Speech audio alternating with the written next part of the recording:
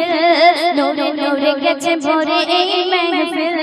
কেন দূরে এসে সরে ভরে যাবে দিল নূরে নূরে गेছে ভরে এই महफिल নূরে নূরে गेছে ভরে এই महफिल কেন দূরে এসে সরে ভরে যাবে দিল গ্রামবাসী হাসি খুশি দেখো কত মিল গ্রামবাসী হাসি খুশি দেখো কত মিল আর কমিটিও ফাটাফাটি নেই গরমিল কমিটিও ফাটাফাটি নেই গরমিল আমার প্রিয় ভাইদের উদ্দেশ্য করে কবি অতি সুন্দর কথাই আমার নজরুল ভাইকে উদ্দেশ্য করে লিখছে দেখুন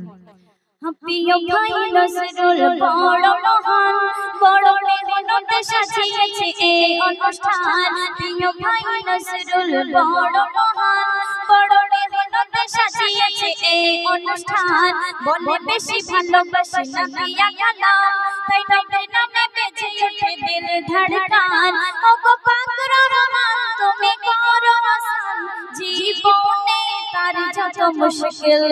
নূরে নূরে গেছে ভরে এই महफिल নূরে নূরে গেছে ভরে এই महफिल কেন দূরে এসে সরে ভরে যাবে দিল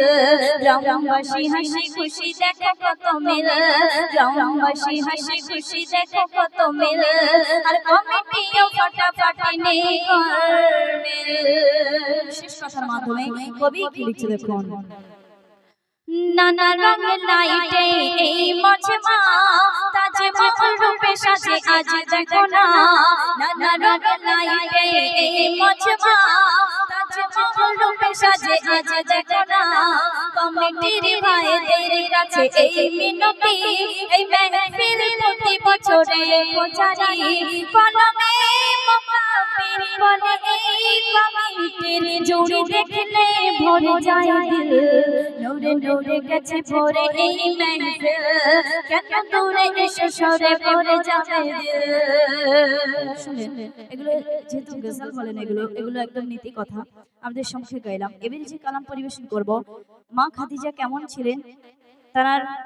মরণের সময় এই দুনিয়া থেকে আমাদের একে একে বিদায় নিয়ে চলে যেতে হবে আমার মা বোনেরা অনেকে রয়েছেন সেই জন্যই গজল আমি পরিবেশন করছি আপনাদের সম্মুখে দুনিয়া থেকে একে একে আমাদের সবাইকে বিদায় নিয়ে চলে যেতে হবে কিন্তু কিসের এত অহংকার করি আমরা দুনিয়া থেকে যখন একে একে বিদায় নিয়ে চলে যাব সেই মাটির ঘরে আধার কবরে সেদিন কি হবে আমরা এখন মনে মনে করছি আমি তো 5 ওয়াক্ত নামাজ পড়ি কোরআন শরীফ তেলাওয়াত করি আমাকে কবরের যে সওয়াল জবাব করবে আমি ফটাফট উত্তর দিয়ে দেব কিন্তু এতটা সহজ নয় তাই সেই সম্পর্কে কবি মা খাদিজা মরণকালে আমার রাসূল পাককে ডেকে কি বলছে কবি অতি সুন্দর কথাই লিখছে দেখুন একদিন দুপুরে নবীর ঘরে কান্না শোনা যায় একদিন দুপুরে নবীর ঘরে কান্না শোনা যায় আম্মা খাদিজা কাঁদছে কেন পড়িয়া সিজদায় আম্মা খাদিজা কাঁদছে কেন পড়িয়া সিজদায় একদিন দুপুরে নবীর ঘরে কান্না শোনা যায় একদিন দুপুরে নবীর ঘরে কান্না শোনা যায় আম্মা খাদিজা কাঁদছে কেন পড়িয়া সিজদায় আম্মা খাদিজা কাঁদছে কেন পড়িয়া সিজদায় যখন মা খাদিজা দুনিয়া থেকে বিদায় নেবে তখন আমার রাসূল পাককে ডেকে কি বলছে প্রথম ছন্দে কবি লিখছে শুনুন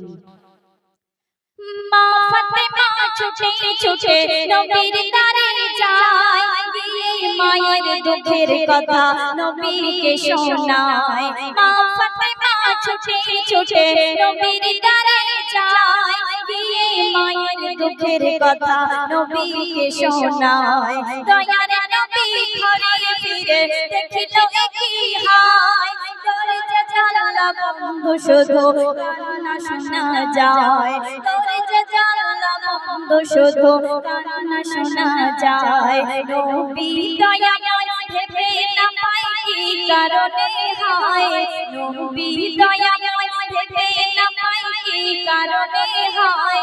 আম্মা খাদিজা কাঁদছে কেন পড়িয়া সিজদায় আম্মা খাদিজা কাঁদছে কেন পড়িয়া সিজদায় তারপরে কবি দ্বিতীয় ছন্দে আরো কি লিখছে দেখুন দয়ার নবী বলল এবার ওগো খাদিজা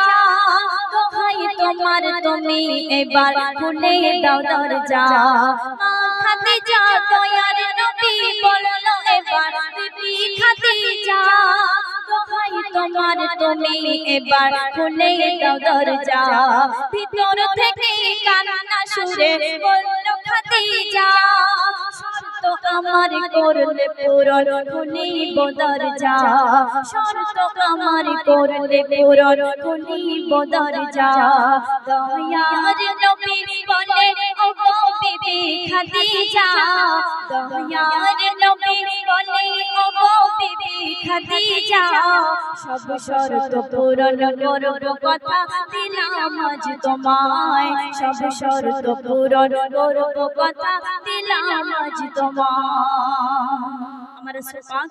মা খাদিজাকে এত ভালোবাসতেন তিনি ছিলেন আমার রাসূল পাকের দুঃখের সময় কিন্তু আর যেসব বিবিরা ছিল আমার রাসূল পাকের তারা অনেক সুখের সময় ছিল কিন্তু আমার রাসূল পাক যদি কোনো কিছু খেতে যেত কোনো কিছু সুন্দর কিছু করত মা খাদিজার কথা প্রথমেই আমার রাসূল পাকের মনে উঠতো সেই মা খাদিজা প্রথম মরণের সময় কি শর্ত করেছিল একজন স্বামী তার স্ত্রীর কাছে কি কি চাওয়া পাওয়া থাকে কবি লিখছে দেখুন প্রথম শর্ত হলো আমি মরিব যখন মা খাদিজা বলছে প্রথম শর্ত হলো আমি মরিব যখন তোমার গায়ের জামা হবে আমার কাফন তোমার গায়ের জামা হবে আমার কাফন যে কবরে সবাই আমার করিবে দাফন